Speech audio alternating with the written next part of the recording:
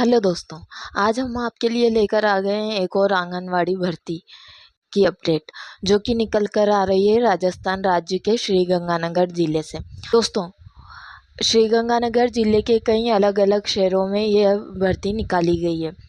इसमें आंगनवाड़ी कार्यकर्ता और सहायिका के पद पर भर्ती की जानी है। ऑफलाइन आपकी यह भर्ती रहने वाली है। कोई एग्ज़ाम आपको इसमें नहीं देना है, कोई फ़ीस आपकी इसमें नहीं लगने वाली है फॉर्म अप्लाई करने के लिए। इस वीडियो में हम श्री गंगानगर ज़िले की इस आंगनवाड़ी भर्ती के बारे में फुल डिटेल से बात करने वाले हैं कि कब तक आप इस भर्ती के लिए अप्लाई कर सकते हैं, कौन कौन लेडीज़ है जो इसके लिए अप्लाई कर सकती है, श्री गंगानगर ज़िले के कौन कौन से शहर में यह भर्ती निकाली गई है, इसके लिए फॉर्म अप्लाई कैसे किया जाएगा, यह सारी बात हम इस वीडियो में करने वाले हैं। साथ ही आपकी सैलरी कितनी रहने वाली है इस पर भी हम बात करने वाले हैं। ठीक है, तो वीडियो को स्किप किए बिना ज़रूर देखिएगा। अगर आप एक महिला हैं और श्री गंगानगर ज़िले से बिलोंग करती हैं तो आपके लिए ये काफ़ी अच्छा अवसर है एक सरकारी नौकरी पाने का, जो कि आंगनवाड़ी में है। ठीक है, तो वीडियो को स्किप किए बिना एक बार ध्यान से ज़रूर देखिएगा। तो अब शुरू करते हैं हमारी वीडियो को। दोस्तों, जैसा कि मैंने अभी बताया, राजस्थान राज्य के श्री गंगानगर ज़िले में यह भर्ती निकाली गई है। ऑफलाइन भर्ती है। मैरिड और अनमैरिड मतलब शादीशुदा और जो लड़कियां शादीशुदा नहीं है वह भी इसके लिए आवेदन कर सकती हैं। ठीक है, हाल ही में समेकित बाल विकास सेवा योजना यानी कि ICDS ने इस भर्ती का एक नोटिफिकेशन जारी किया है। यह भर्ती कार्यालय उपनिदेशक महिला एवं बाल विकास विभाग श्री गंगानगर जिले के अंतर्गत कराई जाने वाली है। श्री गंगानगर जिले के विभिन्न शहरों में पंचायत और नगर पालिका में आंगनवाड़ी कार्यकर्ता और सहायिका के पद पर मानदेय सेवा हेतु रिक्त पदों की भर्ती की जाएगी। सबसे पहले हम देख लेते हैं कि भर्ती श्री गंगानगर के कौन कौन से शहरों में आपकी ये भर्ती निकली है और कितने पदों पर यह भर्ती निकली है। ठीक है, तो दोस्तों स्क्रीन पर आप देख सकते हैं परियोजना का जो नाम है उसी सीट में आपकी भर्ती निकली है। 9 शहरों में आपकी भर्ती निकली है। सादुल शहर, श्री करणपुर, श्री गंगानगर ग्राम, पदमपुर, श्री गंगानगर शहर, सूरतगढ़, घड़साना, अनूपगढ़ और रायसिंह नगर, इन सभी शहरों में आपकी जो है भर्ती निकली है। कार्यकर्ता के पद कुछ इस तरह आप स्क्रीन पर देख सकते हैं। सादुल शहर में 0 है, लेकिन सहायिका के पद पर वहाँ पे 1 भर्ती है। श्री करणपुर में कार्यकर्ता के पद पर 3 भर्ती रिक्त है और सहायिका के पद पर 4 भर्ती निकली है। श्री गंगानगर ग्राम में कार्यकर्ता के पद पर 10 और सहायिका के पद पर 19 भर्ती निकली हुई है। पदमपुर में 4 और 12 भर्ती निकली हुई है। श्री गंगानगर शहर में कार्यकर्ता के लिए 5, सहायिका के लिए 10, सूरतगढ़ में 1 और 7, घड़साना में 2 कार्यकर्ता और 4 सहायिका, अनूपगढ़ में 5 और 6, रायसिंह नगर में 2 कार्यकर्ता और 3 पद सहायिका के पद पर रिक्त हैं। ठीक है, इस तरह आपके पूरे 9 शहरों में कार्यकर्ता की कुल 32 और सहायिका के पद पर कुल 66 भर्तियां निकली हुई है। ठीक है, अब सबसे पहले बात कर लेते हैं हम इसकी इम्पोर्टेंट डेट्स के बारे में, यानी कि आप फॉर्म अप्लाई कब से कब तक कर पाएंगे। तो दोस्तों, इसका जो आवेदन की प्रक्रिया है वह 1 जून 2026 से शुरू होगी, यानी कि जून की 1 तारीख से आप इसके लिए अप्लाई कर सकते हैं। और इसके लिए फॉर्म जमा करने की लास्ट तारीख जो है 30 जून 2026 रखी गई है। शाम 5 तक आप इसके लिए अप्लाई कर सकते हैं। ठीक है दोस्तों, जैसा कि मैंने बताया यह आपकी ऑफलाइन भर्ती रहने वाली है, तो इसका आपको एक फॉर्म निकलाना होगा और उसे फिल करके उसमें जो भी डिटेल्स मांगी गई है वो सारी डिटेल्स आपको उस फॉर्म में भरनी होगी और जो डॉक्यूमेंट्स आपके मांगे जाएंगे वो उसके साथ फॉर्म के साथ अटैच करने होंगे। आपको अपनी फ़ोटो देनी होगी, उस पे फॉर्म पे फ़ोटो लगानी होगी और फिर आपको इससे संबंधित जो कार्यालय है वहाँ पे जाके आपको आप खुद भी फॉर्म जमा करा सकते हैं या डाक के द्वारा भी आप फॉर्म भेज सकते हैं। ठीक है, इस तरह आप इसके लिए अप्लाई कर सकते हैं। ऑफलाइन है तो ऑनलाइन आप इसके लिए अप्लाई नहीं कर पाएंगे। ठीक है, अप्लाई कैसे करना है वीडियो में हम आगे डिटेल से बात करेंगे, लेकिन इससे पहले हम जान लेते हैं कि कौन कौन सी महिलाएं इस भर्ती के लिए पात्र हैं, यानी कि कौन कौन सी महिलाएं इस भर्ती के लिए आवेदन कर सकती है। ठीक है, तो सबसे पहले इसकी शर्तें जान लेते हैं कि कौन कौन सी महिलाएं इसके लिए आवेदन कर सकती है। तो दोस्तों, इसके लिए अप्लाई करने के लिए सबसे पहली शर्त जो है वह है कि जो महिला इसके लिए आवेदन करना चाहती है वो संबंधित ग्रामीण क्षेत्र की जो है स्थानीय निवासी होना चाहिए। यानी कि आप जिस आंगनवाड़ी में या जिस नगर पालिका में आवेदन करना चाहते हैं, आप उसके जो है स्थानीय निवासी होना चाहिए। अगर कोई महिला शादीशुदा है, विधवा है या तलाकशुदा है तो वह ससुराल और मायके दोनों स्थान के लिए स्थानीय निवासी मानी जाएगी। यानी कि उसके ससुराल और मायके में दोनों जगह जो जो आंगनवाड़ी केंद्र नगर पालिका आते हैं उसके क्षेत्र में वह दोनों की ही स्थानीय निवासी मानी जाएगी। दोनों में से किसी भी जगह की आंगनवाड़ी में भर्ती के लिए वो अप्लाई कर सकती है। ठीक है, जैसे किसी महिला का श्रीगंगानगर ग्राम में ससुराल है और पदमपुर में पियर है, तो श्रीगंगानगर ग्राम की जो आंगनवाड़ी या नगर पालिका है उसकी भर्ती के लिए भी अप्लाई कर सकती है, और पदमपुर जो कि उसके पियर पक्ष में आता है उसके लिए भी अप्लाई कर सकती है। उसे दोनों ही जगह का स्थानीय निवासी माना जाता है। ठीक है, तो ये हो गई आपकी पहली शर्त। दूसरी शर्त है आंगनवाड़ी कार्यकर्ता और सहायिका के पद पर चयन हेतु न्यूनतम शैक्षणिक योग्यता 12वीं पास उत्तीर्ण होना आवश्यक है। यानी कि आप जो है इसके लिए 12वीं पास होना चाहिए। आपकी न्यूनतम योग्यता जो है 12वीं पास यहाँ पे मांगी गई है। ठीक है, फिर है विवाहित महिला और अविवाहित महिला दोनों इसके लिए आवेदन कर सकती है। अगर आप विवाहित हैं तो भी इसके लिए आवेदन कर पाएंगे, और अविवाहित हैं तो भी इसके लिए आवेदन कर सकते हैं। ठीक है, इसके बाद है अगर कोई महिला आने वाले समय में विवाह के या फिर किसी अन्य कारण से किसी स्थान की स्थानीय निवासी नहीं रहती है, जिस स्थान के आंगनवाड़ी केंद्र में या नगर पालिका केंद्र में वह अपने पद पर काम कर रही है, तो उसकी मानदेय सेवा स्वतः ही समाप्त हो जाएगी।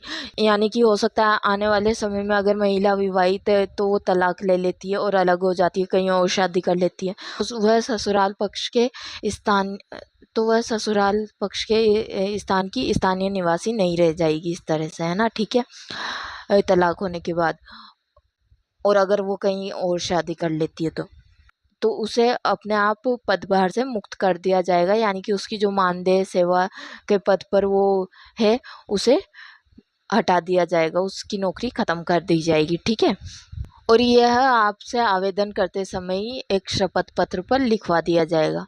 आपको आवेदन करते समय ही एक शपथ पत्र पर इसे लिखना होगा। आपको शपथ देनी होगी कि अगर अभी ऐसी स्थिति बनती है तो आपको इस पद से हटा दिया जाएगा। ठीक है, आवेदक की आयु 18 से 35 वर्ष होनी चाहिए। इसके अलावा जो अनुसूचित जाति है, जनजाति है, विधवा है, तलाकशुदा है या विशेष योग्यजन है जो किसी रोग से मुक्त है, बौनापन, तेजाब, आक्रमण है, तो उनकी जो अधिकतम आयु की सीमा है वह 40 वर्ष रखी गई है। ठीक है, तो यह आपकी जो आयु सीमा 18 से 35 साल रहने वाली है जनरल वालों के लिए। आवेदनकर्ता महिला के घर में शौचालय होना एवं उसका नियमित उपयोग करना आवश्यक है। ठीक है, विधवा हेतु प्रमाण पत्र के रूप में पति की मृत्यु का प्रमाण पत्र तथा आवेदन में पुनः विवाह नहीं करने की घोषणा करना होगा। अगर कोई विधवा है तो उसे जो आवेदन पत्र के साथ अपने पति का मृत्यु प्रमाण पत्र भी अटैच करना होगा, और साथ में घोषणा भी करनी होगी आवेदन पत्र में कि वह पुनर्विवाह नहीं करने वाली है। ठीक है, तलाकशुदा की स्थिति में समक्ष न्यायालय से जारी डिक्री या आदेश की प्रति तथा आवेदन में पुनर्विवाह नहीं करने की घोषणा का अंकन करना होगा। यानी कि अगर किसी महिला का तलाक हो जाता है तो उसे न्यायालय की जो आदेश की प्रति या तलाक की उसकी कॉपी है वह आपको आवेदन पत्र के साथ जमा करनी होगी, और उसके अलावा आवेदन पत्र में पुनर्विवाह नहीं करने की घोषणा भी आपको करनी होगी। ठीक है, इसके अलावा इसमें एक और इम्पोर्टेंट बात दे रखी है कि राजस्थान राज्य के जो भिन्न राज्यों के अनुसूचित जाति, अनुसूचित जनजाति, अन्य पिछड़ा विभाग वर्ग है या विशेष पिछड़ा वर्ग है या आर्थिक पिछड़ा वर्ग यानी कि AWS कैटेगरी से जो भी अभ्यर्थी हैं उन सभी को सामान्य वर्ग का माना जाएगा। ठीक है, यानी कि जो जनरल वालों के लिए रूल्स रहते हैं वही इन सभी के लिए ST SC OBC वगैरह के लिए भी और AWS कैटेगरी वालों के लिए भी सेम वही रूल्स यहाँ पे रहने वाले हैं। ठीक है, तो ये हो गई आपकी शर्तें। जो महिलाएं इन सभी शर्तों को पूरा करती है वह इसके लिए आवेदन कर सकती है। ठीक है, आवेदन मैंने बता ही दिया है, 1 जून से स्टार्ट होंगे और 30 जून तक आपकी अंतिम तिथि रखी गई है आवेदन पत्र जमा करवाने की। ठीक है, अब कौन कौन से दस्तावेज आपको इसमें आवेदन पत्र के साथ जमा कराने होंगे तो वो देख लेते हैं हम। तो दोस्तों, अगर आप आवेदन करते हैं इस भर्ती के लिए तो आपको आवेदन पत्र के साथ अधिकतम शैक्षणिक योग्यता संबंधी अंक तालिका प्रमाण पत्र, यानी कि आपकी जो भी अधिकतम योग्यता है, चाहे वो आपने ग्रेजुएशन की हो या पोस्ट ग्रेजुएशन की हो, जो भी अधिकतम योग्यता है उसका जो सर्टिफिकेट या डिग्री है वो आपको देनी है यहाँ पे, उसकी फ़ोटोकॉपी। ठीक है, इसके अलावा आपको 12th की अपनी मार्कशीट की फ़ोटोकॉपी देनी होगी। अगर आपने BEd NTT DPSC BSTC DLED diploma किया हुआ है तो वो दे सकते हैं, उसकी सर्टिफिकेट की फ़ोटोकॉपी। इसके अलावा आपको मतदाता पहचान पत्र, राशन कार्ड, आधार, जन आधार कार्ड, मूल निवासी प्रमाण पत्र, इन 5 दस्तावेजों में से किसी एक दस्तावेज की फ़ोटोकॉपी आवेदन पत्र के साथ जमा करानी होगी।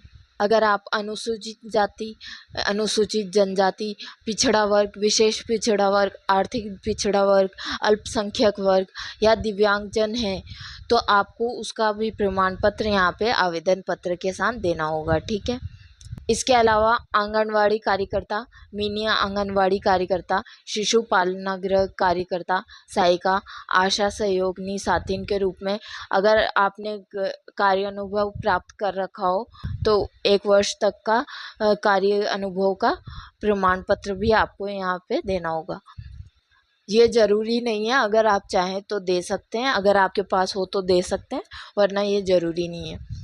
इसके अलावा ANM GNM आयुर्वेद नर्सिंग के प्रशिक्षण का प्रमाण पत्र अगर आपके पास हो तो वो दे सकते हैं। RSCIT PGDC है या कंप्यूटर का कोई भी कोर्स किया हो आपने, उसका प्रमाण पत्र हो आपके पास तो वो दे सकते हैं। विधवा और तलाकशुदा हैं तो उसका प्रमाण पत्र आपको देना होगा आवेदन पत्र जमा करते समय। तो ये सारे डॉक्यूमेंट्स आपको आवेदन पत्र के साथ इन सभी की एक एक जो है फ़ोटोकॉपी आपको आवेदन पत्र के साथ जमा करानी होती है। ठीक है, अब बात कर लेते हैं कि आपको आवेदन यानी कि ऑफलाइन आवेदन इस भर्ती के लिए आप कैसे कर सकते हैं।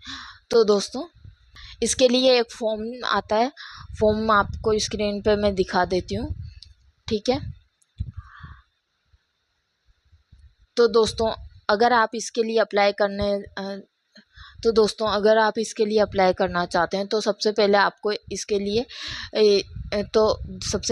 इसके फॉर्म की हार्ड कॉपी निकलानी होगी।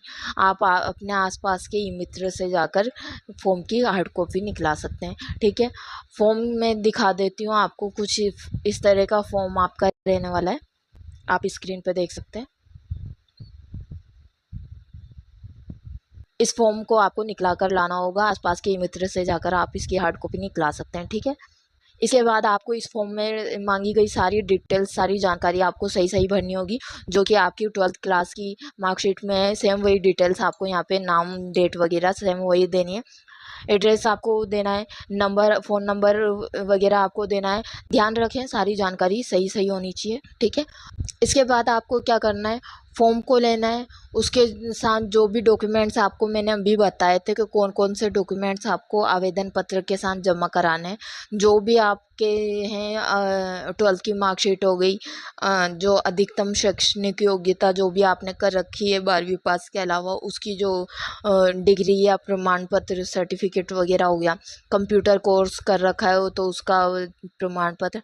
आप किसी अनुसूचित जाति जनजाति से हैं या EWS है आपका, तो उसका जो है उसका सर्टिफिकेट आपको उसकी फ़ोटोकॉपी यहाँ पे एक लेनी है। अगर आपका ने पहले कोई आंगनवाड़ी में कार्य किया हो या कुछ किया हो तो 1 साल तक का अगर आपको कार्यानुभव हो तो उसका प्रमाण पत्र आप दे सकते हैं। नर्सिंग से रिलेटेड आपने कुछ किया हो तो उसका प्रमाण पत्र, है ना। तो ये सारे दस्तावेज जो भी मैंने अभी बताए थे, उन सभी की एक एक फ़ोटोकॉपी आपको आवेदन के साथ स्टेपलर करनी है, ठीक है। और फिर आपको अपने स्थानीय बाल विकास परियोजना अधिकारी कार्यालय में इनको जमा करवा देना है, ठीक है। बस ये इतना सा काम करना है और आप इसके लिए अप्लाई कर सकते हैं। आपका फॉर्म अप्लाई हो जाएगा। जमा करवाने का समय मैंने बता दिया है, 1 जून से आपके फॉर्म जमा होने लगेंगे और 30 जून तक आप इन्हें जमा कर सकते हैं। ध्यान रखें, जमा करने का जो कार्यालय का समय वह प्रातः 10:30 से लेकर शाम 5 बजे तक का रहने वाला है, ठीक है। यानी कि आप इस समय के बीच में ही अपना आवेदन पत्र जमा करवा सकते हैं। इसके अलावा आप कार्यालय दिनों के मध्य ही अपना फॉर्म जमा करवा सकते हैं। अगर कोई सरकारी छुट्टी है तो उन दिनों में आप अपना फॉर्म जमा नहीं करवा पाएंगे, ठीक है। इसके अलावा एक और बात नोटिफिकेशन में दी गई है।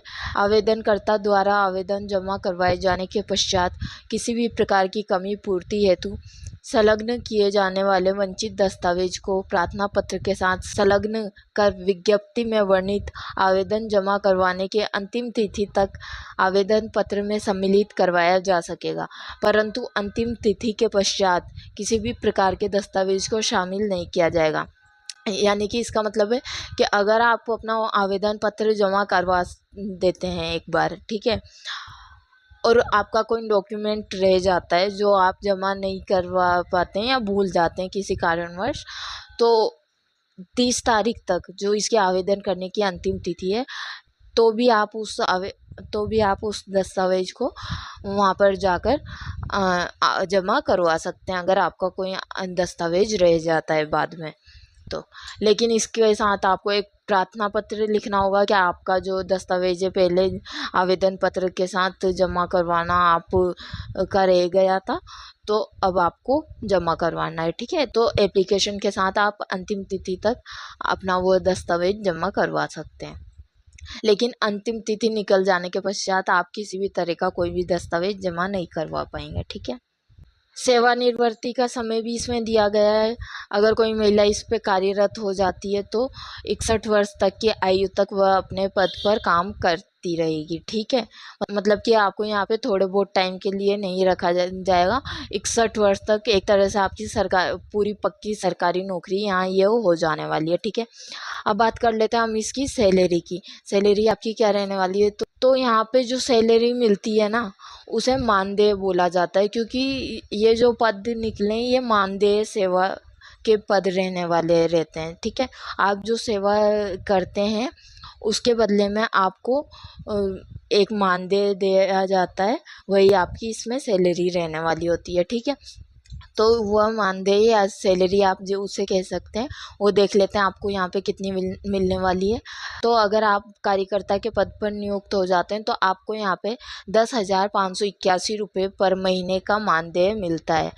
और अगर आप आंगनवाड़ी में या फिर नगर पालिका में सहायिका के पद पर नियुक्त होते हैं तो आपको 6,291 रुपये महीने का मानदेय मिलने लगता है, ठीक है। तो यह आपकी सैलरी हो गई कितनी, कार्यकर्ता के पद पर 10,581 और सहायिका के पद पर 6,291 रुपये, ठीक है। और काम कुछ नहीं रहता, बस आपको 10 या 11 बजे के आसपास जाना रहता है आंगनवाड़ी में और शाम को 5 बजे तक आप फ्री हो जाते हो। अगर आप इसके लिए इंटरेस्टेड हैं तो अप्लाई ज़रूर कीजिएगा। वैसे तो मैंने सारी जानकारी इस वीडियो में आपको दे दी है, लेकिन फिर भी आपके मन में अगर कोई डाउट हो इस भर्ती से रिलेटेड तो आप कमेंट करके पूछ सकते हैं। वीडियो आपको कैसी लगी कमेंट में ज़रूर बताइएगा। पसंद आई हो तो लाइक कर दीजिएगा, दोस्तों के साथ शेयर कर दीजिएगा, और आंगनवाड़ी की ऐसी नई नई भर्तियों से जुड़ी हुई अपडेट पाने के लिए हमारे चैनल को सब्सक्राइब ज़रूर कर लीजिएगा। इस चैनल पर हम हर राज्य के आंगनवाड़ी भर्ती के बारे में नई नई अपडेट लाते रहते हैं, ठीक है। तो ऐसी अपडेट पाने के लिए चैनल सब्सक्राइब करना मत भूलिएगा। मिलते हैं अगली वीडियो में, जब तक के लिए धन्यवाद।